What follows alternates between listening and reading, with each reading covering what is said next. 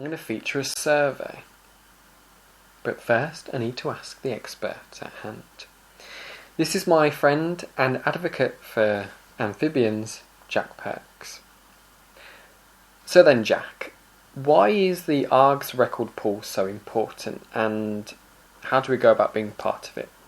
Going onto the record pool is incredibly important, incredibly useful, and it's a great thing that ARG have set up, and anyone can sign up to do it. It takes 2 minutes to log on online, put your details in, and then you're a recorder, and you can do this no matter where you are in the country, so it doesn't have to be just where you're local. If you go on holiday somewhere and you see an adder, you can log that record, and that goes into a big database which other conservationists and people can use. So it's a massive resource and a massive help for herptile conservation.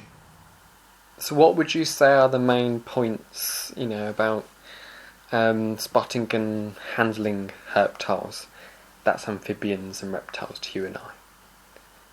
Generally, I look for things like grassy verges onto paths and things, the verge habitats, and often you'll get snakes and common lizards and things basking on there, and they've got somewhere to shoot into.